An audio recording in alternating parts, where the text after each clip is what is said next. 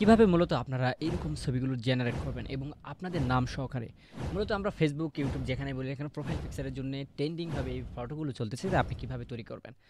তো তার জন্য যে কাজটি করতে হবে, প্রথমে আপনাদেরকে ব্রাউজারে আসতে হবে। ব্রাউজারে আসার পরে মাইক্রোসফট ইমেজ ক্রিয়েটর অথবা বিং ইমেজ ক্রিয়েটর যদি লেখেন তাহলে কিন্তু আমরা এরকম একটি ওয়েবসাইট পাবো। জাস্ট এই ওয়েবসাইটে আমরা প্রবেশ করব।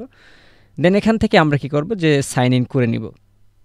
তো সাইন ইন হয়ে গেলে আমরা জাস্ট এই ডিসক্রিপশন যেখানে রয়েছে এখান থেকে আমরা ক্লিক করব। করার পরে এখানে আমরা যে ডিসক্রিপশনটা লিখেছি এটা আমরা ডিসক্রিপশনে দিয়ে দিব, ভিডিও ডিসক্রিপশনে। এখান থেকে আপনারা জাস্ট কপি করবেন। জাস্ট এখানে আসার পরে আপনার নামটা একটু চেঞ্জ করে নেবেন, আপনি যেই নামে চাচ্ছেন তো সেই নামটা এখানে দিয়ে দিবেন। দেওয়ার পরে যে কাজটি করবেন, জাস্ট এখান থেকে সাইজ যেটা রয়েছে, সাইজ আপনার যেটার প্রয়োজন আপনার যতটুকু সেটাই আপনি নিতে পারেন। তো ফেসবুক বা ইউটিউব প্রোফাইল পিকচারের জন্য স্কোয়ার আকারে নিতে হয়, এই জন্য আমি এটাতে ক্লিক করলাম। জাস্ট এখান থেকে আমরা জেনারেট করব।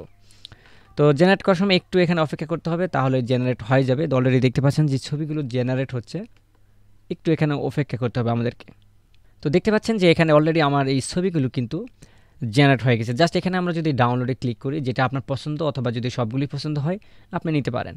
তো এখান থেকে জাস্ট আমরা যদি ক্লিক করি, এখানে জাস্ট আমরা যদি ক্লিক করি তাহলে কিন্তু অলরেডি ছবিগুলো কিন্তু জেনারেট হয়ে যাচ্ছে।